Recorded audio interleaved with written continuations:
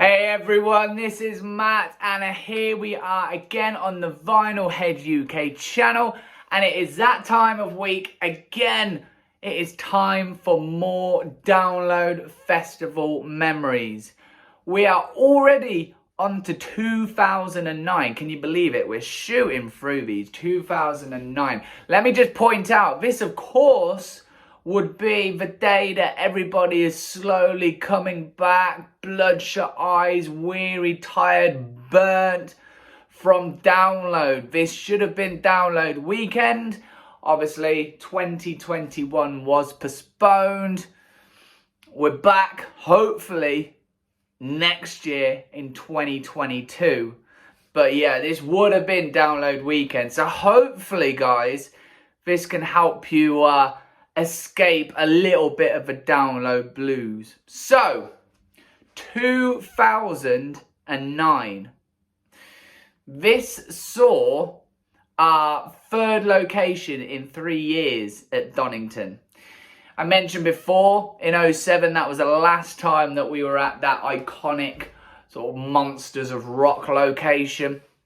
The following year, in 2008, we were in some random part of the Donington racetrack for 1 year only, with that concrete car park of the second stage. And then, once again, we were all on the move to another part of Donington, where we found what is now our home, our current location for download. It hasn't changed since 2009. It's a location I quite like. I've got used to it now. I quite like it. I think it's a nice layout. But this was the first year that we found ourselves in this location.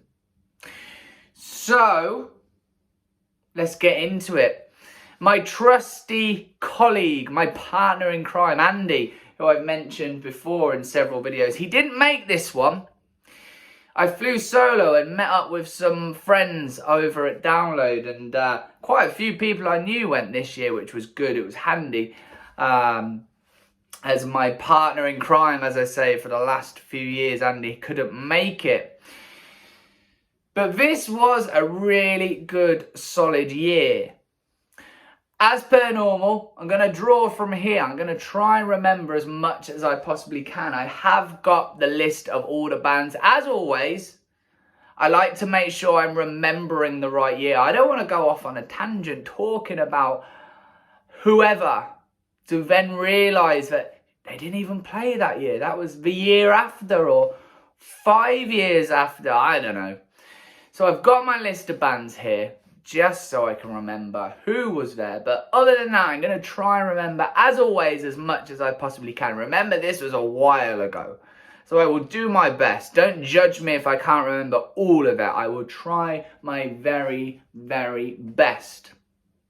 So who headlined 2009? It was pretty interesting. We saw a band rise up that had been playing Maine before and took that jump up to headliner. We saw a band that had reformed and come back to the UK for the first time in a long time.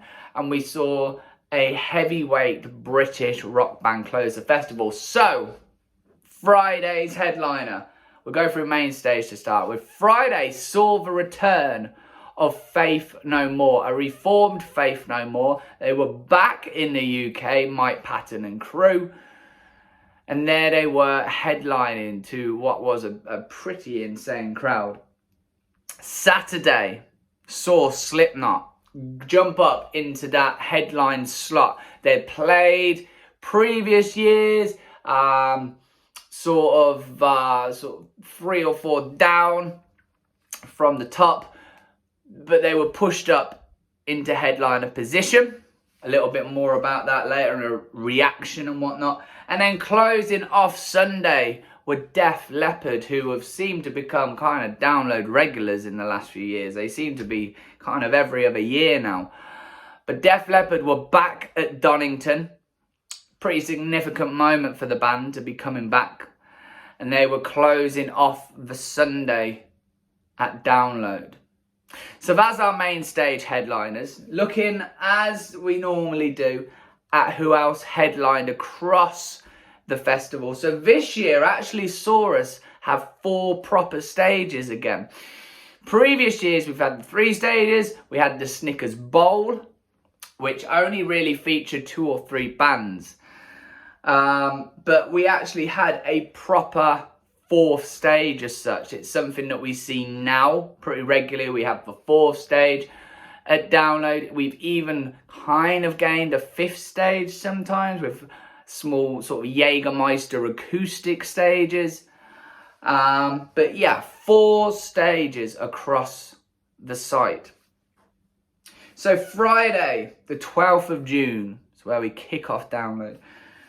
As I say, Faith No More were main stage. Second stage, we didn't have a name for the second stage as such. It was just second stage, which is easy to remember.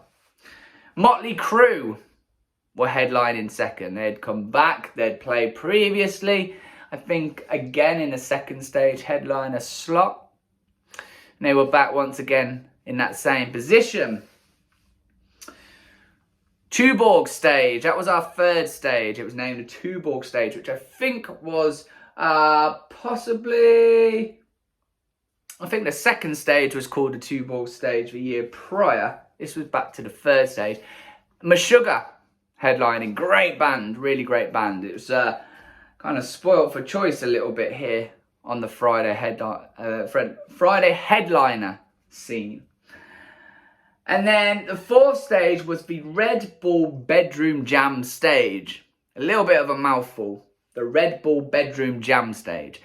And headlining Friday was Black Hole. Not really a band I know anything about, but they were headlining a Friday night. Saturday, as I say, we had Slipknot on the main stage. Second stage, again, a band that had previously headlined the second stage that had come back to do it again. The Prodigy, which, tough going up against Slipknot headlining Maine. Tuborg, or 3rd stage, we saw Anvil, who had kind of resurrected themselves somewhat. They had that sort of documentary film about the band that had come out around that time. They were kind of back in the public eye a little bit, and there they were headlining the 3rd stage. And then on the 4th stage was actually meant to be the Ghost of 1000. They had to pull out, so the Blackout, who had already played on the Friday on Main, came back and did a 2nd slot, this time headlining the 4th stage. And then the Sunday, Def Leppard, as I say, 2nd stage headliners, a band that had previously opened main stage. They had come and played, I think, Third Down back in 2006. And this was Trivium headlining their 1st stage, the 2nd stage. On the Sunday, 3rd stage was Go Audio, a band again I don't know too much about. And then the Red Bull Bedroom Jam stage, that mouthful, was We Are the Ocean. And that was our headliners across the 4 stages, across the entire weekend. Okay, should we do what we do? Let's go through and try and extract as much out of here as I possibly can. I do my best. In all honesty, over this weekend, I didn't massively, despite some really great bands that, you know, I've become a big fan of since, I stuck to the main stage quite a bit with my friends. My friends kind of camped out a nice location around Maine. It was like our hub as such. But didn't massively venture away from Maine. Maybe a couple of times to 2nd. I don't think at all I went to 3rd stage, which, you know, as I say, looking through the lineup, I kind of regret a little bit. But, you know, you live and learn. You learn more about bands, you expand your musical knowledge, your musical horizon, you become aware of more bands, and, you know, you look back and it's kind of cool to see so-and-so play that you really like. It's half of you is like, oh man, I wish I'd gone to check that out, but it's still cool to see, or it is for me at least anyway. So, let's start on the Friday. Most of this, as I say, was main stage up until a little bit later, but we'll come on to that. So, kicking off the main stage on the Friday was the Hollywood Undead. Now, Never been a fan. Not a band I've really gone out my way to listen to. Can't really remember all that much about the Hollywood Undead, unfortunately. Next band on were the Blackout. So I've just mentioned them. They did 2 slots over the weekend. They headlined the 4th stage. But this was on main stage. They were second on. Again, I can't really tell you much about them because I can't really remember. Sorry. Stained were on after. So I always find it very interesting seeing the difference between the sort of the US market and the UK and the European market in terms of band appeal. It's something that I've always been quite interested in seeing. There's some bands which are huge in America, but not quite there in the UK or Europe, and the same vice versa. So huge in Europe and in the UK, not really anything in the States. There's certain bands over here. One of them I'm going to come on to, I'll say, Blackstone Cherry. I don't think Blackstone Cherry are a huge big band in the States, yet in the UK they're doing arena headlines. Stained is one of those bands that, you know, they've started recently to announce some of the US festival lineups. You know, the US have gone more into doing festivals like Download. So obviously before you'd have Ozfest, which would be a traveling festival. It would have dates throughout the summer and it would travel through city to city. Same with the Warped Tour, for example. Whereas now the US seems to be cottoning on to the sort of European festival sort of market as such, and just having stationary festivals in a city over 3 days.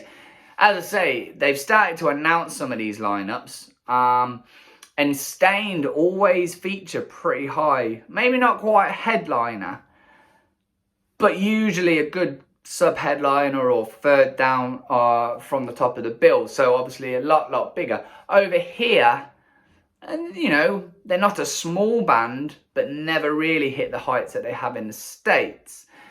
Is it Aaron Lewis, I believe, is the singer? He's done a lot of country stuff as well recently.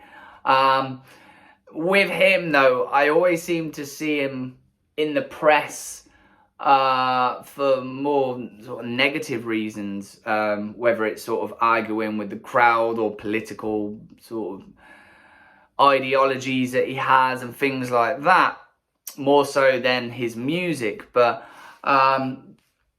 with Stained, I mean, the only song I really know is Outside, which I'm pretty sure they did do. I always talk about festival set lists, you know, not really out for the deep cuts. If you're at a festival and you don't really listen to a band, but you want to hear that track that you know, so Outside, in this case with Stained. I'm going to come on to that point a lot on the Sunday with some of the bands on the Sunday.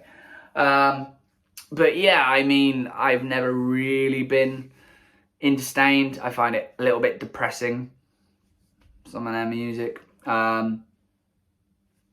Yeah, there they were.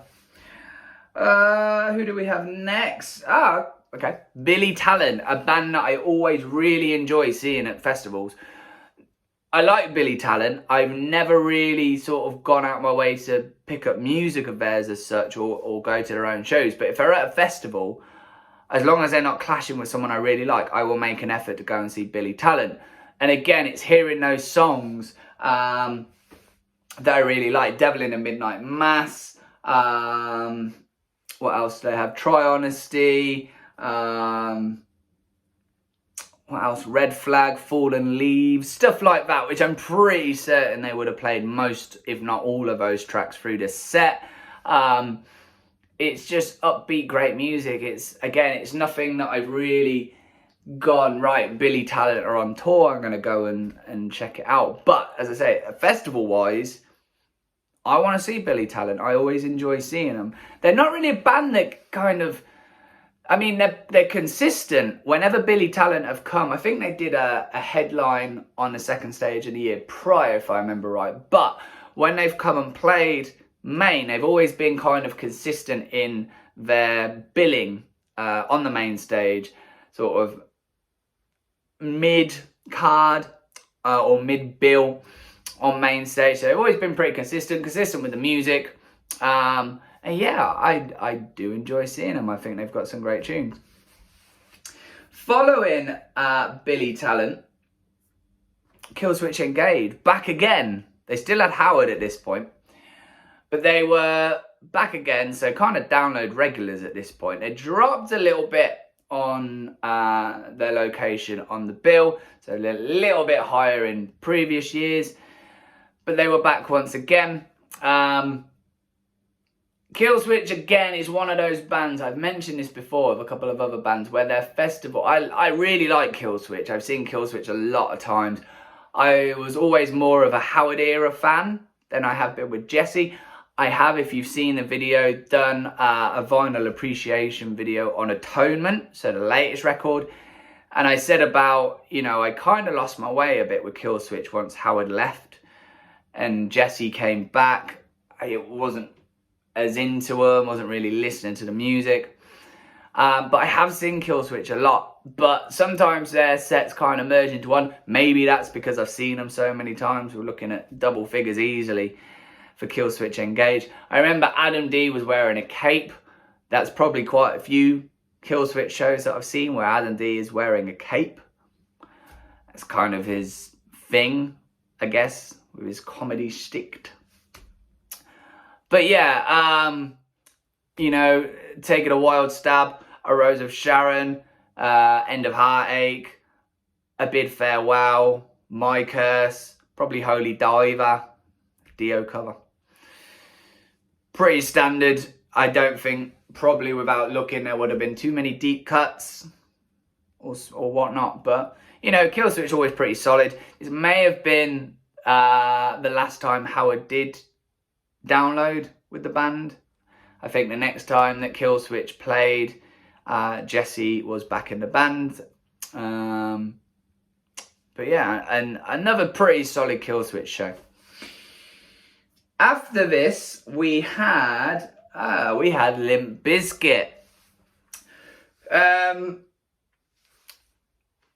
Bizkit is one of those bands that gets a lot of stick.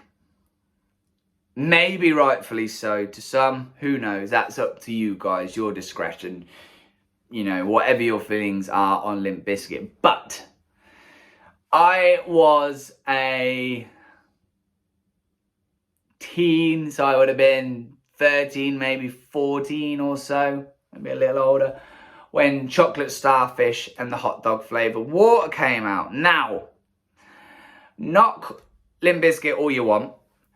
They were a gateway band for me to get into heavier music. I was listening at the time to the bands that were kind of big in that era, so Nickelback, when Silver Side Up came out, which I still think is a great album. Don't judge me. But that came out, and that was the sort of stuff I was listening to. You know, the US sort of radio rock type of bands, the stuff that was accessible, being played on rotation on the music channels. But then Limp Bizkit came along, and suddenly, you know, it was a little bit edgier because of a lot of swearing that was in it. It was quite different. It was kind of, at that age, cool to like them because they were sort of doing a bit of rap with the metal stuff. So, you know, you kind of felt cool because you had a bit of both worlds with it. And it was a gateway band, and I'm sure plenty of other people sort of around my age who were getting into heavier music at the time probably, I imagine, would have agreed.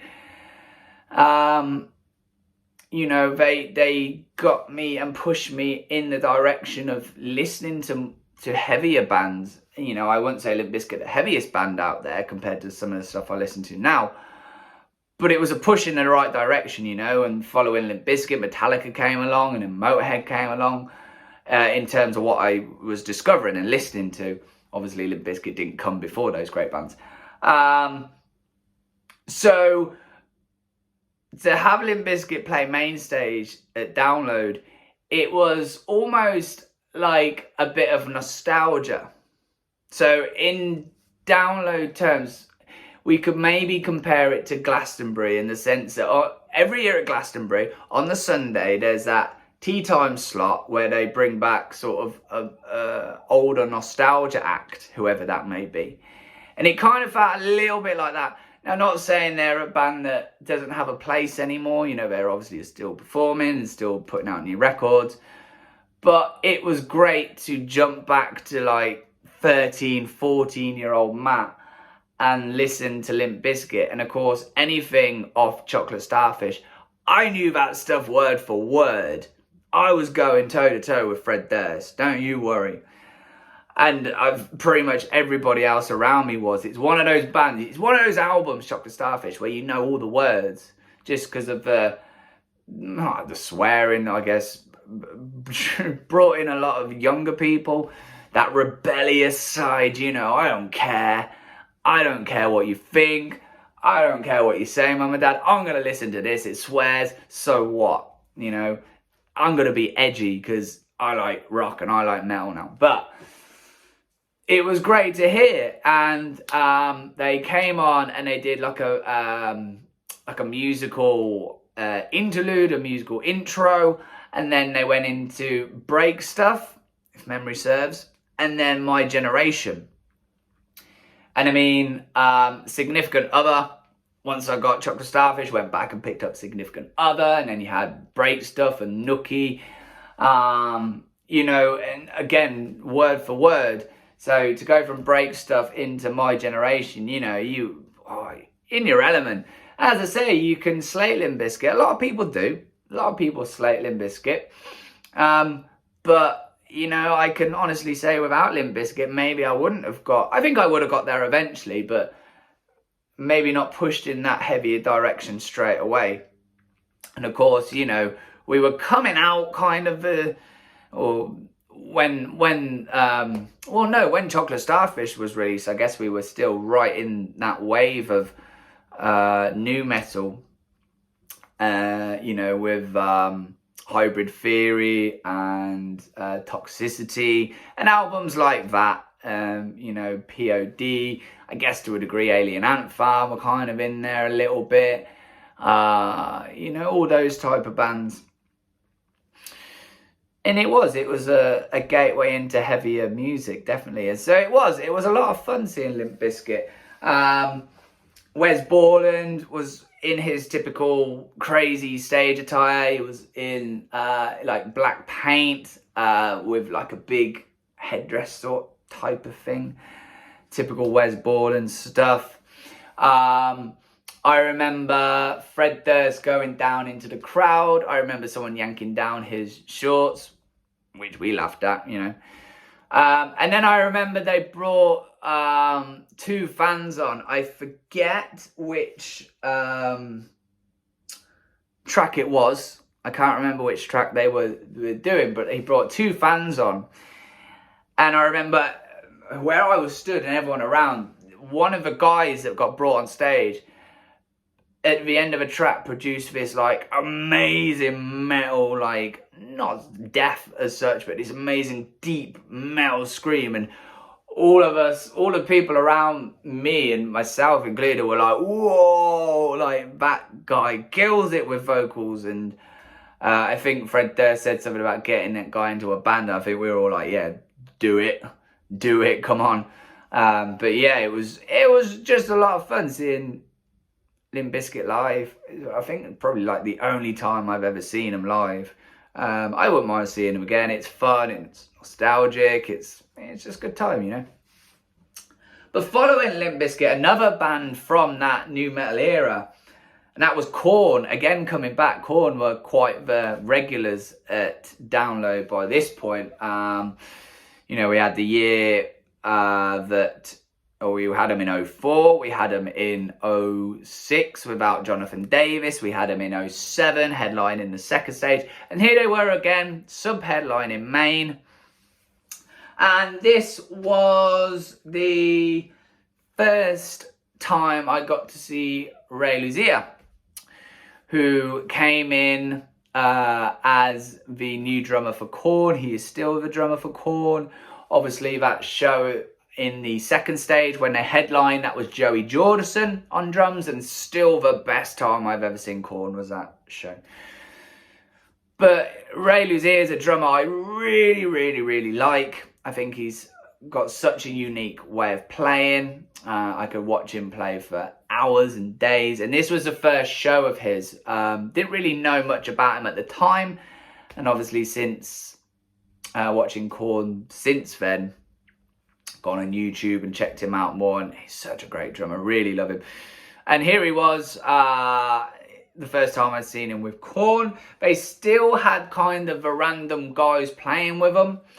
They'd come out of the sort of the masks and the weird outfits that they were wearing, and they were just themselves. I think there was a second guitarist. This was pre Head coming back into the band. And then another on, so a second guitarist and another one on keys. They still had those sort of members who were members but not members of a band. They weren't Korn, but they were touring with Korn. So we were still kind of at that point, the tail end of that point though. Head coming back can't have been that many years after. I'd have to go and check that out a little bit more. I only saw half of this set because we wanted to jump over to a different stage. So I only saw about half of it, which, you know, I like Korn. I like seeing Korn. I've seen Korn a lot. I've seen them a lot of download already, so I didn't massively mind moving away from them. Hearing people talk about, after I know that they closed with Another Brick in the Wall by Pink Floyd, which they obviously recorded and put out. Don't know if it made it onto an album, but it made it onto the greatest hits. So they closed with that. But I remember as well, I was pretty chuffed because they did My Time, which is a track I really like of theirs, Into Thoughtless, which again is another track I really like of theirs. Stuff that doesn't particularly get masses of play, those two tracks, or not at the moment anyway. Well, no band gets much play of anything right now, but you know what I mean. So to hear those two in the first half was pretty cool. So I was pretty pleased that I only got to see half a set, but it contained those songs in. But we went from Korn and we made our first trip over to our new second stage. So if you know the layout of Download how it is now, you'll know that you can come in from, it's on kind of a hill, the whole arena, it's on a slope as such. So as you come in through that top entrance, you kind of go down a bit of a bank or a little bit of a hill as such. So as you come in, you've got the main stage right in front of you, and then over to the side, you've got the second stage, which is essentially a miniature version of main stage. And then it's got that row of trees behind it.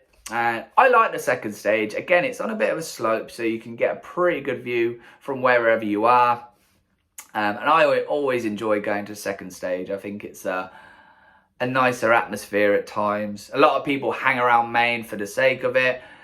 Maybe not always there for a specific band, just sort of hanging around, or people who want to be down near the front for the headliners.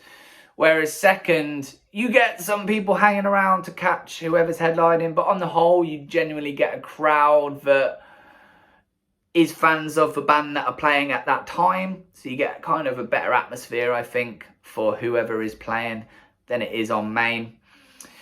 But we went over to catch the first of two bands, and that was Opeth. So another band that had played fairly regularly at Donington, Download.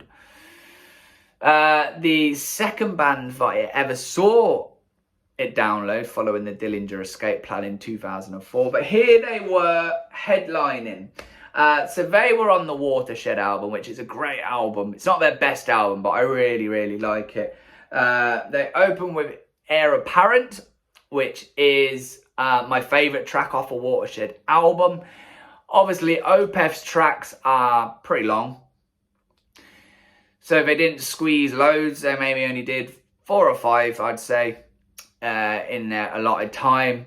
But it's just like a musical odyssey seeing Opeth. Like, there's so many sort of highs and lows in the music, and it's a thinking man's music, as I like to say. It's not one where you're going to sit back and it's 4/4 and it kind of washes over you, but you get the gist of it and you like it. It's very much thinking man's music with the time signatures and the structures and the structure and dynamic range with the vocals and whatnot, and the sort of instrumental passages that it goes into, the nuances of the music. But it's really good. I really like Opeth. Opeth has a big following, as I think they rightly should. I think at this point we were at that transition stage where Opeth were not... I mean, when they play live now, they still do the deaf vocals, Mikael Ackerfeldt, but I think at this point it was that transition on record where they were going from doing the more deaf sound to going into the more progressive sound, into that prog metal sound that we know now from their albums. But they did Ghost of Perdition, which again is a phenomenal track. It's a long track, hence why we only got a few tracks played in the set. But it was well worth seeing Opeth, and it was well worth going just to hear Mikael Ackerfeldt announce that they were Motley Crue. Mikael Ackerfeldt's got a brilliantly dry sense of humour. In between songs, he will keep you entertained. I can guarantee that one. But although they weren't Motley Crue, following Opeth were Motley Crue. Back to headline, second stage again. This time obviously open air compared to being in that great big marquee a few years prior. And thankfully, now I know at the moment Vince Neil has been in the news a little bit, not for the right reasons. So Vince Neil did I think it was a solo show. Obviously Crue have come back. They were due to do that Giganto Stadium American tour with Def Leppard and Joan Jett and Poison, which has been put back to next year. But he was doing a solo show. Now, Vince Neil's vocals have been slated in more recent years. I am one of those people that slated it. That's for a different episode, at a different download, at a different, completely different show. His vocals have deteriorated, shall we say, in recent years. I don't think he's looked after his voice. I don't think he's worked on his vocals. And this show that he did last week, come on, Vince, not good, not good. But needless to say, back here in 2009, his vocals were not too bad. Now, they weren't 80s Vince Neil by any stretch of the imagination, but they were a damn sight better than what we've got from him these days. And definitely better than the second time I saw him at Download a few years later. So Vince Neil's vocals weren't too bad. And, coupled with three, pretty decent musicians, you've got a good Motley Crue show. Mick Mars, he's so underrated. You don't hear Mick Mars spoke about all that much guitarist-wise, but he is such a good guitarist. You have two big stage presence with Nikki Sixx and Tommy Lee, even though Tommy Lee's back behind that kit. He's like proverbial frontman behind the drum kit. And it was a good show. We were on the Saints of Los Angeles tour. So I'm pretty sure that was the last studio album that the band put out. Maybe the last studio album the band ever puts out. I don't know if this comeback tour as such will result in new music. I'm not sure if I want new music from Crue. Sometimes I like a band to leave it as it is. A minimalist stage set compared to what we know from Motley Crue. Anyone who caught them on that last tour with all the pyro and Tommy Lee's roller coaster and everything else that came with it, this was quite serene compared. We just had Los Angeles in backwards writing going across the back of the stage, and that was it really. There was nothing really too much more about the actual stage show for Crue on this show. They opened with Kickstart My Heart, which is one of my favourite tracks. I'm pretty sure they opened with that. And then, you know, all the songs you would expect. It was like a greatest hit set. Wild Side, Dr. Feelgood, Shout at the Devil, Home Sweet Home, coupled with a couple from Saints of Los Angeles. But yeah, on the whole, it was pretty much a greatest hit set, which, you know, you kind of expect. That will be what next summer's tour will be. It would just be all the hits thrown out there. Probably for a bit of money for the band, but who am I to judge that? And that was Crew. Good show. You know, it was nice to hear Vince Neil. Bit of effort on his vocals and not too shabby on the vocals. So I'm quite glad I got to see him in that sort of stage before he kind of went down a bit of a slippery slope with his vocals. But it was a good show. And then we caught the end of our main stage headliners, which were Faith No More.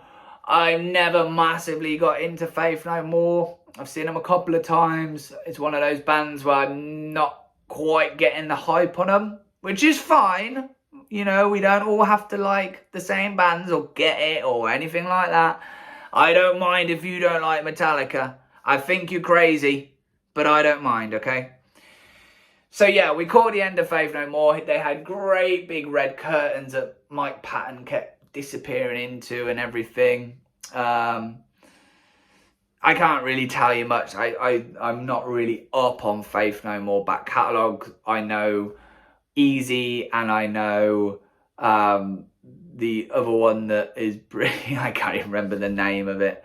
It will come back to me, I'm sure, at some point. I can hear it in my head, but I can't think of what it's called. But that one, you know which one I mean. I don't have to tell you. I don't really know much Faith No More other than that.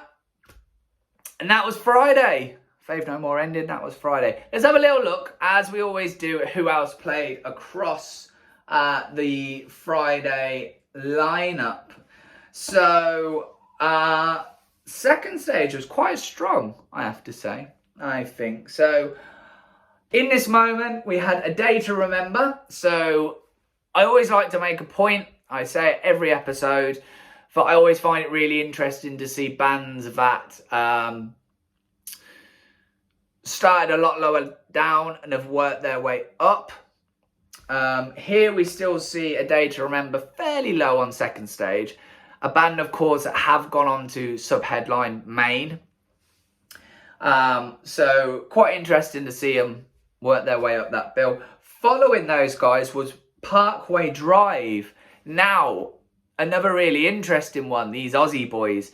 Again, not a massively high position on that second stage, but I mean, they've suddenly got huge in the last few years. They've headlined at Bloodstock. They've done, I don't know if it was a headliner, but a pretty significant slot at Wacken, as well as several other festivals. You know, I don't think I've ever seen them live, but watching stuff on YouTube, it's a hell of a show. Pyros, drum risers spinning very Slipknot-esque with what they do there. I love the sort of the intro, which I saw a bit of the Bloodstock show and watched a bit of the Wacken show, and they come through the crowd with like, it's almost like a Viking march with these big lanterns on fire, these big like torches that carry through, and they come through the crowd, hop over the barrier onto stage. I think that's cool. I haven't seen a band do that. You know, it's pretty ballsy to go through a crowd of rabid Parkway Drive fans. I mean, they're all going to kind of keep back because there's these massive big Viking torches being carried. But yeah, I mean, Parkway Drive suddenly. And it's one of those bands, and I've touched on this in previous episodes, it's one of those bands that I wouldn't be surprised after, see what the next album does, but maybe in 23 or 24, we could see sneak up into a headline slot, or at least a sub-headliner slot on Main. I wouldn't be surprised at all. Especially in a climate where the bands that we keep bringing in to headline are bands that aren't going to be with us for much longer. You know, we've talked before about Black Sabbath, about, I know Crew have come back, you know, Slayer and Motorhead and bands like this, bands like Iron Maiden and Def Leppard and even Metallica, AC/DC, they're not going to be around forever. They're in, dare I say, the twilight years of their careers now. We need new bands coming in and taking these headline slots, else, you know, lineups are going to suffer a little bit and the festivals not be as strong. And the way Parkway Drive have been ascending, I can see it happening, you know. It's one of those bands that I think I wouldn't be surprised if I saw it announced. Bring Me the Horizon were on the second stage midway through the day. They're another band who I would not be surprised to see. I argue a little bit that they're more of a sort of Reading, Leeds, Glastonbury type band now compared to Donington, but Download diversifies a little bit more now, you know, with some of the bands that we're seeing, not strictly rock or metal, so maybe it might happen. And then we had Lacuna Coil, and then of course Opeth and Motley Crue. Over on the third stage, Silosis, Lauren Harris, who of course is Steve Harris from Iron Maiden Daughters, back to play. We had 2 secret slots, which was announced by Andy Coppin prior to the weekend. There were going to be 2 secret slots. Secret being the key word, because it's a worst kept secret at Donington usually who the secret band's going to be. Most people know before that band hits the stage. But our first secret slot band were Enter Shikari, who played sort of a mid-afternoon secret slot on the third stage. Again, a band that have just recently been announced for Download Pilot as headliner. I don't think they quite ever get to main stage headliner, but there they were. Voivod were after, pretty cool band to have play, kind of band you wouldn't necessarily maybe expect to come and play, maybe more of a Bloodstock band. Pretty cool. Duff McKagan was there doing his solo, and then the mighty Meshuggah. Had there not been Motley Crue, I probably would have gone to see Meshuggah. You can tell my music sort of tastes are quite diversified. You go from Motley Crue to Meshuggah. Tight as anything, Meshuggah, what a band. I saw him a few years later at on the second stage. I've seen them at Bloodstock a bit, seen them on their own shows. Phenomenal. And then the only band that really stands out on the fourth stage is another band who maybe not Download-esque, but in some of the other festivals, again, Glastonbury and Reading and that type of thing, have worked their way up, is Don Broco, who again I wouldn't necessarily argue is a Download-esque band, but definitely on the other more kind of mainstream festivals are definitely working their way up and doing quite good things for themselves. So that concludes our Friday. Saturday, should we go straight in on Saturday? Opening up main stage on the Saturday was Ripper Owens, who you might know was a vocalist for Judas Priest in between Rob Halford leaving and Rolf, who's Rolf? Rob Halford coming back.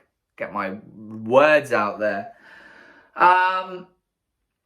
Ripper was there doing some solo material. He also was in a band called Beyond Fear, who just did one album, which I have on CD, which is a great album. I really love that album. They did a Beyond Fear track. They did some Priest. They did some solo stuff. They had Dave Ellefson on bass, who has made a bit of news in the last couple of weeks.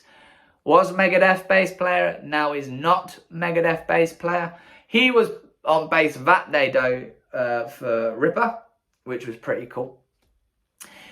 And then following was another band that's worked their way up a little bit higher on main. I think is an outside chance maybe down the line for a future headline slot, and that is Five Finger Death Punch, making their Donington debut. Second band on, so pretty low position. There was a bit of buzz about them. They had a pretty large crowd. I wouldn't say quite the buzz that Trivium had on that 05 opening main stage slot, but they still had some buzz about them. So they had a pretty decent crowd in all honesty, and they were getting pits going. Of course, it's a band that we've seen come back several times, play a lot higher up on the bill. Big following. They've been doing arena stuff over here. Big in America as well. Europe, I'm not so sure on. I don't know too much about what Europe thinks about that band. But there they were, second band on. Devil Driver were on after. And Devil Driver were out for one thing, and that was to break records. They were looking for the biggest circle pit they possibly could. It's a circle pit I went in. It's a circle pit I came out with a bloody nose, which maybe you could argue is a sign of a good circle pit. Who knows? But they were going for it, and they were on form that day. The circle pit at the end, if you've ever seen footage of it, they are huge circle pits, one either side of a sort of dividing barrier. And that was during Meet the Wretched, which I think was the closing track for them, or at least near the end of the set. And during that, Death for Fire was really getting those pits going. But they were on form that day. I remember as well, I think you kind of knew what was going to happen by the fact that there was a pit opened up on the intro tape. If a pit opens on an intro tape, you know that the crowd is pretty fired up for what's to come. But yeah, whether it was a record, who knows? But it was probably the biggest circle pit I have ever been in and seen in my life. Definitely a download anyways. It was pretty impressive. Keeping the pits going were Hatebreed, who are always just a ball of energy. Especially Jamie Jasta, who, you know, is the life and soul of a Hatebreed show. That man has far too much energy for his own good. Don't massively remember much on the set. I think they did a Black Flag cover, which is pretty, you know, not too surprising for Hatebreed to do a cover like that. Yeah, I can't really report back on too much of what I can remember as in what they played. But yeah, I do remember that, you know, following Devil Drive, I think the crowd were pretty up for it still and wanted more metal, and we had plenty of pits going for Hatebreed. Following Hatebreed, now if it weren't for our headliners this day, this would probably be the band of the day for me, and that was Down at Download.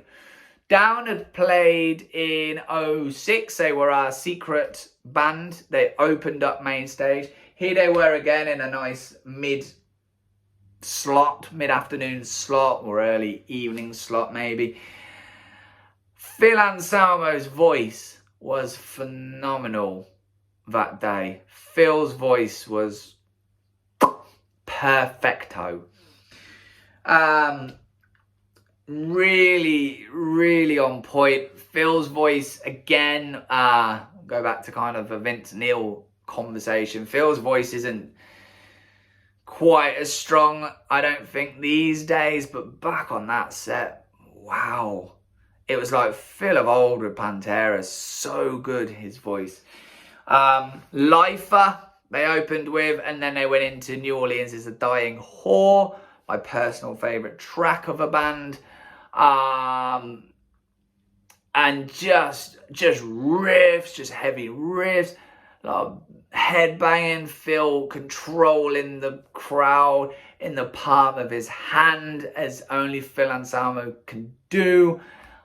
Just so good. And then I remember very vividly, they finished Bury Me in Smoke. They still at that point weren't doing it where they bring on road crew or even another band and let the band play out that riff as the band themselves leave the stage.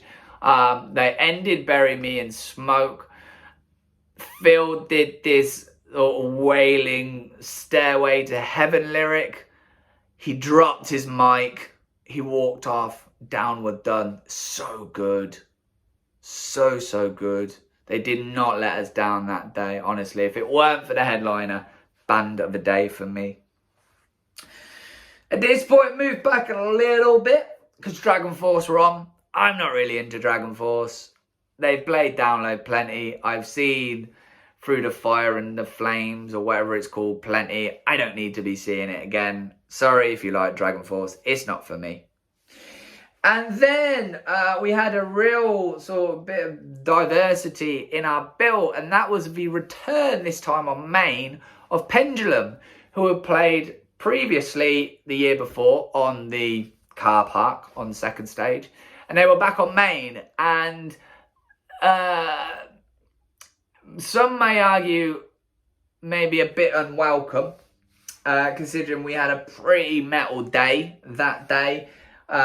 With Ripper, Five Finger, Devil Driver, Hatebreed, Down, even Dragon Force.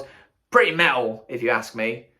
And then you get Pendulum, who, you know, aren't, I would call metal. They went down so well, though. I kind of begrudgingly went and saw them the year before on the second stage. Not really going, oh, I don't want to see these, like, metal elitist in me coming out there. But I definitely wanted to see them after seeing them that previous year on main, and the crowd was wild for them. I think it was quite a good manoeuvre from the organisers to have them on that day, because obviously our second stage headliner that evening was the Prodigy. So a lot of people who were there for the Prodigy probably would have gone and checked out Pendulum as well. Pendulum were pretty big in the UK at this point. They were doing all the major festivals, good slots on the major festivals. But yeah, I mean, Propane, Nightmares, Granite, Blood Sugar, Tarantula. I remember all of those. I'm pretty sure they threw in Master of Puppets as well. But yeah, really good. I caught them again a few years later. They ended up headlining second, whichever year that was, 11 maybe. And yeah, they know how to put on a great show. They had that random, I don't think you call him a front man, he was more of a hype man who, you know, kind of just got the crowd going. I don't know what his name is. I'd like to see Pendulum come back in a kind of live setting.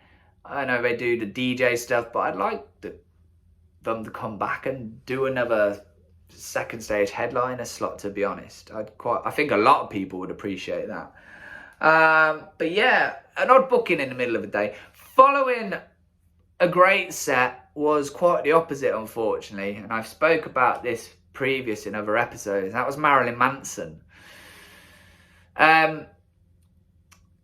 Marilyn Manson is in the press a lot at the minute. We won't divulge on all of those. I don't really care to talk about things like that. I'd rather talk about the festival and the music.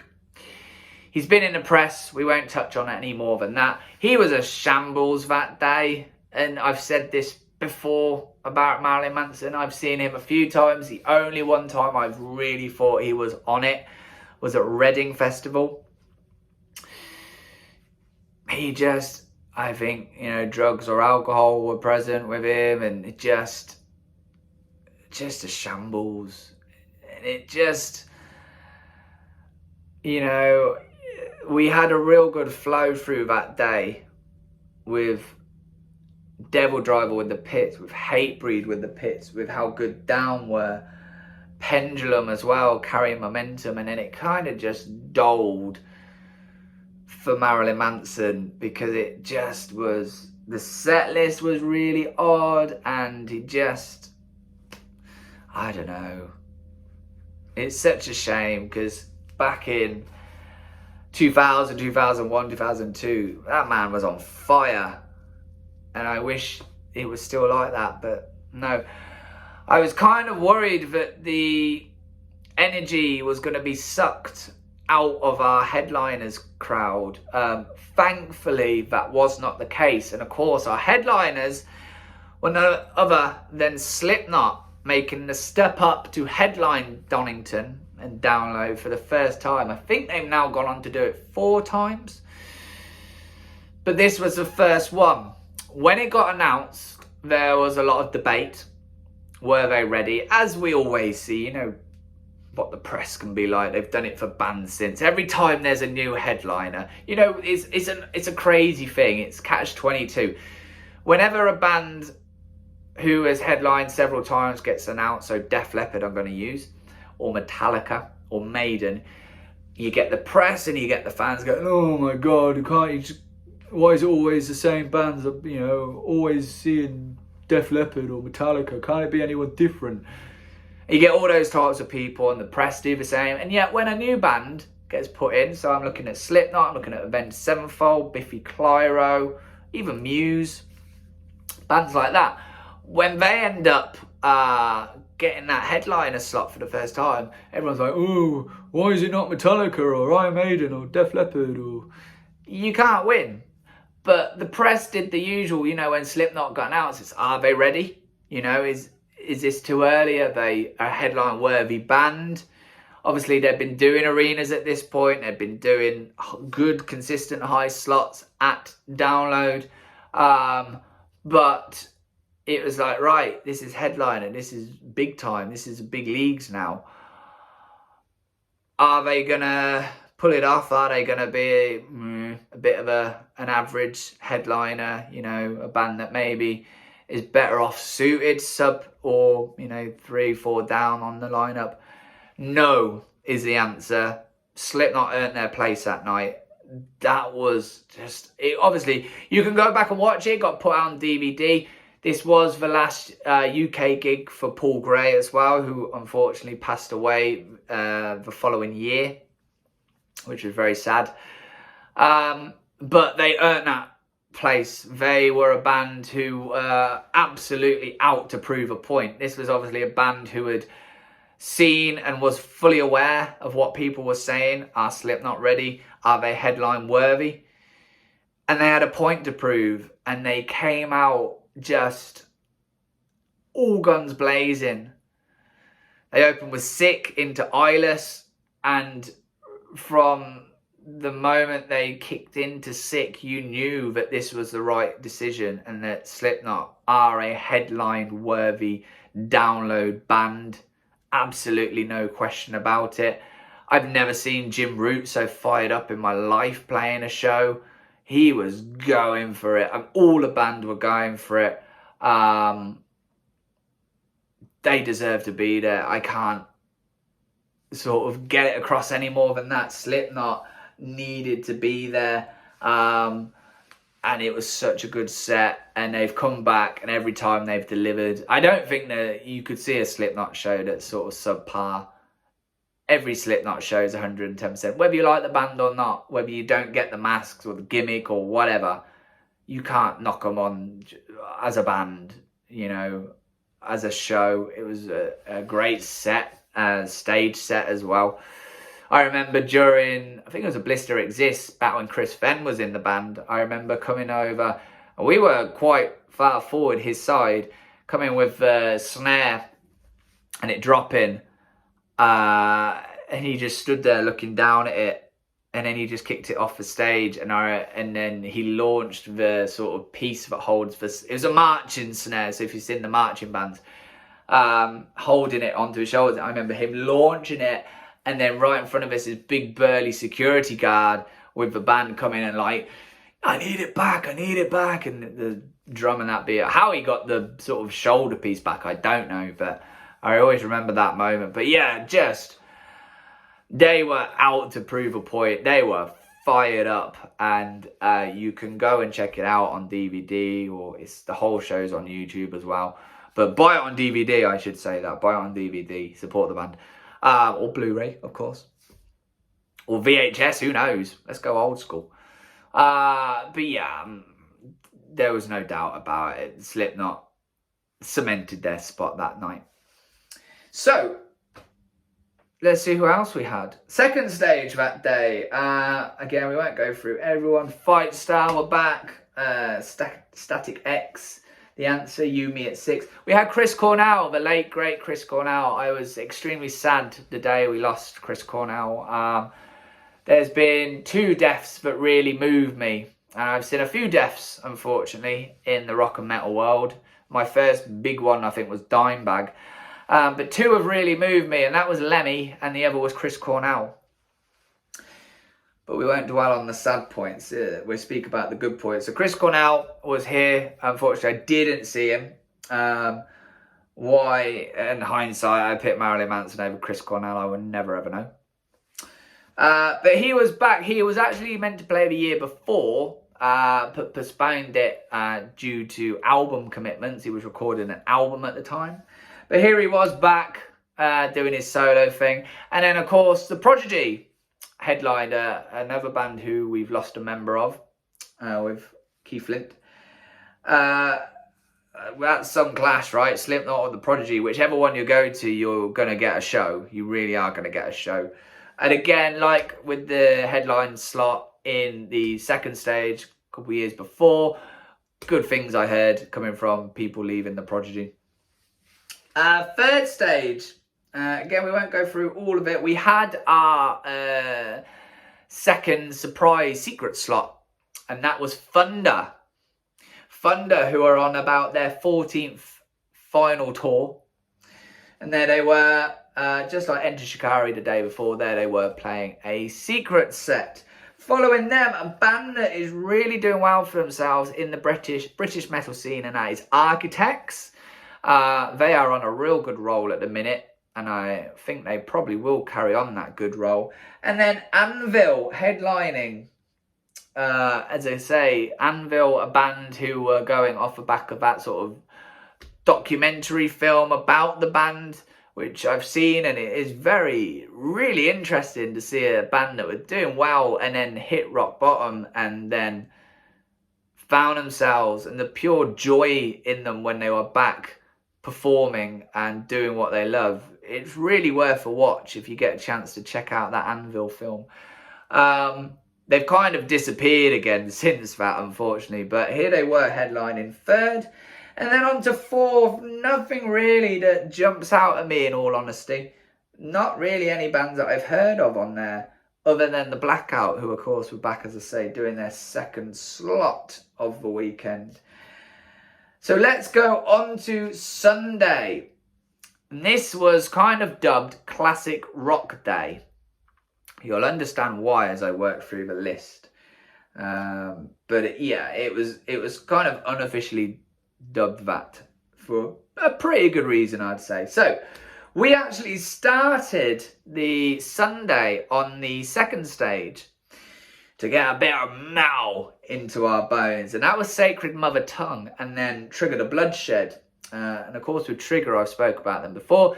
A band that were making waves, a young band that were making waves in the British extreme scene. We talked about a couple of other bands the other day who were kind of in that movement with them. They are still going.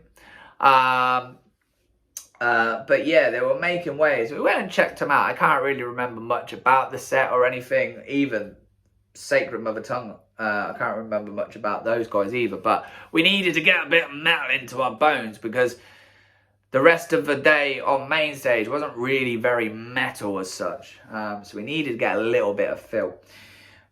We went across, I don't think we watched the first three bands on the main stage, and they were Stone Gods, Tesla and Skin.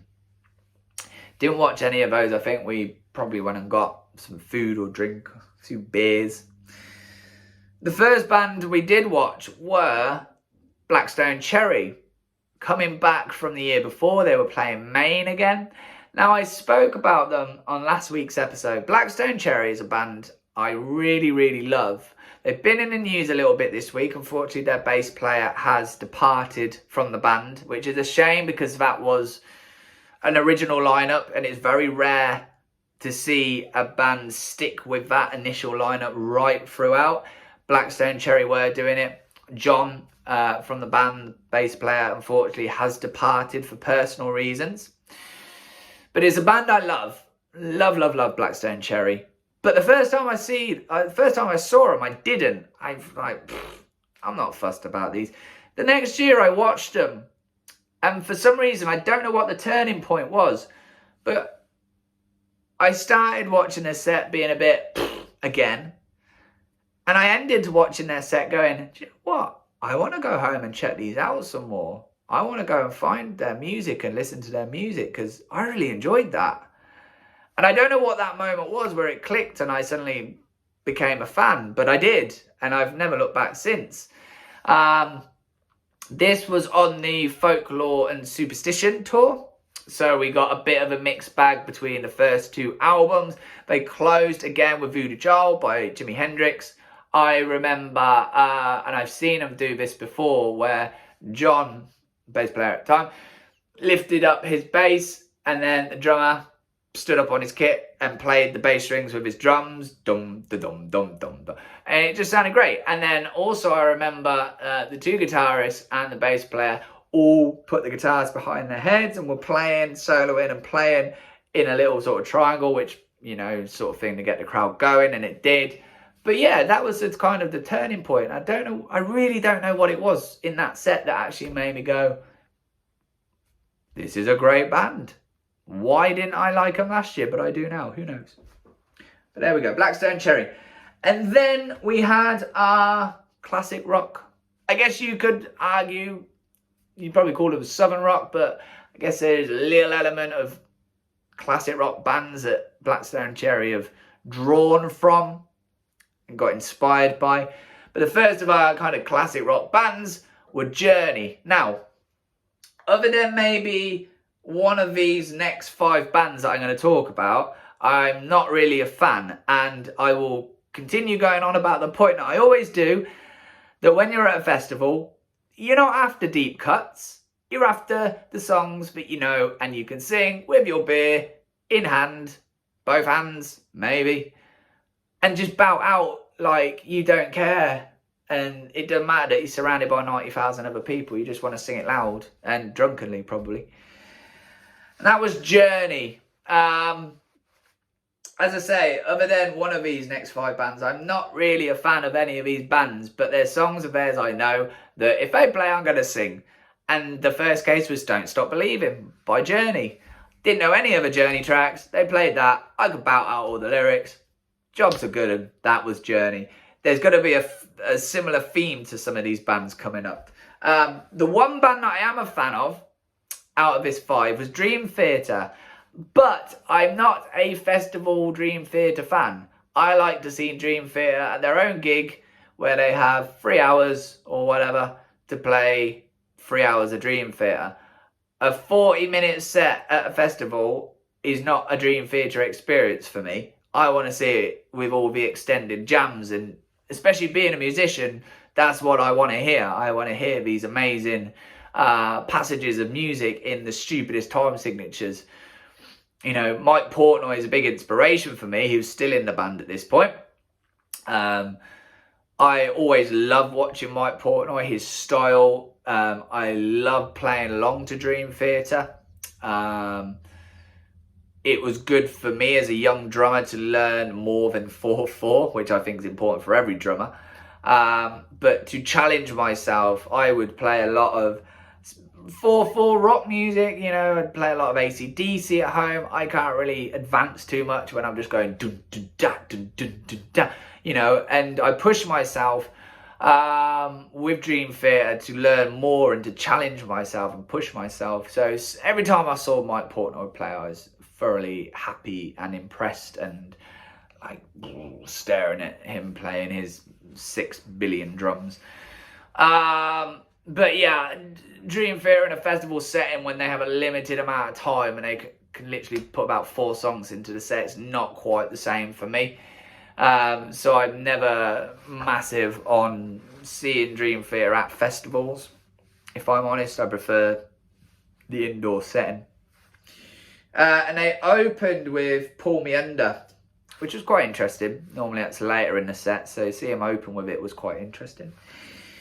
But then we go back into more I just want to hear your famous song bands. And the next one of those was ZZ Top. We stuck a little bit further back for ZZ Top. And again, the same as Journey. I wanted to hear the stuff that everybody knows. I wanted to hear Legs and Give Me All Your Lovin' and Sharp Dressed Man. Couldn't really tell you many other tracks by ZZ Top, but when they play them, I'm going to sing along. Whitesnake came along. I did exactly the same. I don't really know any Whitesnake tracks. But here I go again, and Still of a Night, I'm going to sing along to those because I know them. As I say, there's a theme here. Def Leppard came on. They were our headliners. I don't really know any Def Leppard tracks. But if they start playing Pour Some Sugar on Me or Hysteria or Rocket or Animals, I'm going to sing along because I know those tracks. And sometimes that's what festivals are about, you know. You're playing to a kind of a casual crowd. You're not, okay, maybe not so much with headliners, but most of the bands are playing to a casual crowd. It's a crowd that's not particularly there for them as such, but are there for, just for the weekend in general. So if they know the tracks, they know they're going to sing along, and probably most of the rest of the stuff will go over their head a little bit. But yeah, with those 4 out of 5 bands, you're just going to sing along to the tracks. You know, everybody knows those tracks. They're staples in rock music. They're ones you grew up with. So yeah, it was fun. They're bands, maybe not ZZ Top so much, but with Journey, Whitesnake and Def Leppard, they're not bands that I probably actively want to go and see again, but I've seen them. I can say I've seen them live, and I've heard those tracks live, and that's enough for me. You know, if they were, which they have been, on the bill again, I'm not really going to push myself to go and see them, if I'm honest.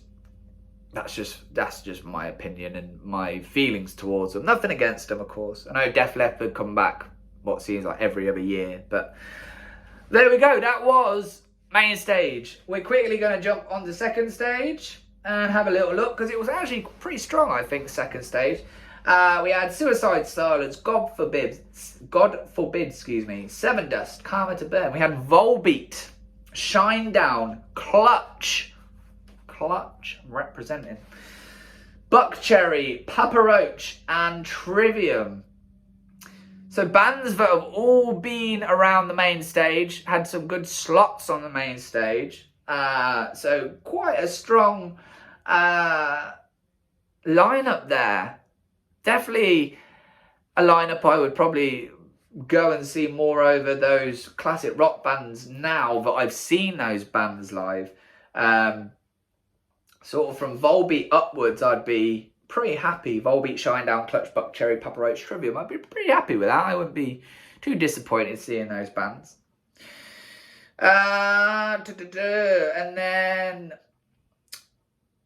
on the Sunday first stage, looking through, there is a band that stands out like a sore thumb who have gone on to do much bigger things. This was their first appearance at Download. I know Andy Coppin is a big old fan of this band.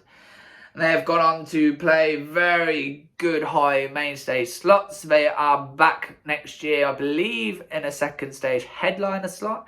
And that is Steel Panther, playing midway through the day in the third stage of all places. Can you believe that? But there they were. This, I imagine, would have been when Death to All But Metal had come out. People starting to know about them, jump on the bandwagon a little bit, and then it just went from there.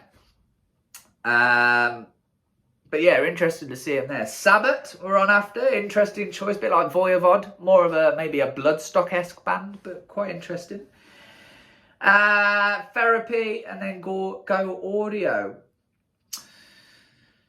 And then the fourth stage, again, there's not really anyone on there that stands out that I know masses about. So, not really going to comment too much on the fourth stage, just because I can't really. So, there we have it. Download 2009. Another year done. It was a good year. Weather was good. I always forget to mention about the weather. Weather was great again. We had another lovely dry Download. 2010 is going to tell a little bit of a different story with the weather, but that's one for next week. Thank you all very much for watching. Don't forget to subscribe. Keep subscribing. We've had some new subscribers this week, which has been great. The channel is very slowly starting to build, which I thank you all very, very much for that. Anyone who's took the time to watch, comment, like, subscribe, thank you so much. Don't forget to like, though, all the videos. Hit the bell for all notifications. I'll be back same time next week, Monday at 8, for the next part of this download series. I'll be back with more vinyl content coming up. I've got a couple of other stuff. Got an interesting interview for you guys to check out later in the week, which I'm looking forward to sharing with you guys. But until then, thank you all for watching, and I'll catch you all real soon. Take care.